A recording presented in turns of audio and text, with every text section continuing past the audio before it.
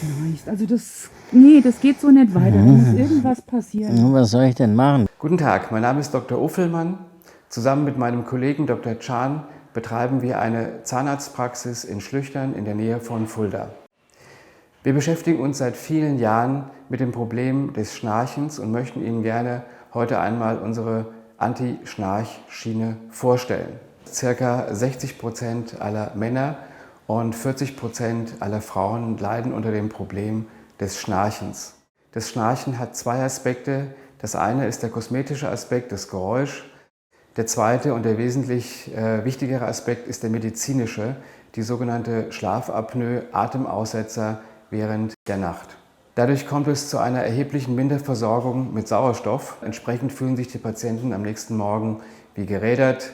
Hallo, mein Name ist Chang. Wir beschäftigen uns seit Jahren mit der TAP-Schiene von der Firma Scheu. Die TAP-Schiene ist eine Unterkieferprotrusionsschiene, wobei der Unterkiefer nach vorne geschoben wird und dadurch das Gaumensegel gespannt wird und das Schnarchen dadurch verhindert wird.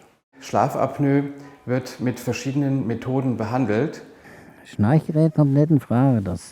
Das brummt die ganze Nacht. Du hast die ganze Nacht einen Kompressor.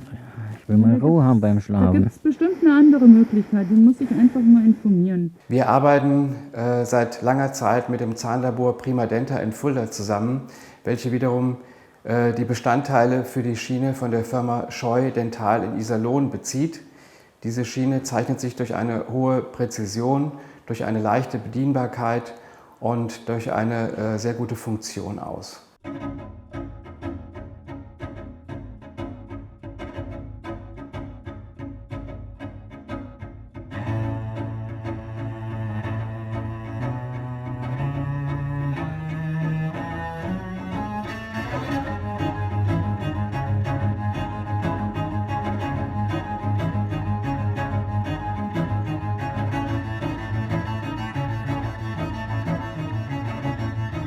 Wenn Sie ein Schnarchproblem haben, dann dürfen Sie sich gerne an unser Zahnlabor Prima Denta in Fulda oder aber an unsere Praxis wenden. Wir wünschen Ihnen und Ihrer Partnerin einen erholsamen Schlaf. Vielen Dank. Gute Nacht. Schlaf gut. Ach, wie herrlich diese Ruhe. Es geht doch.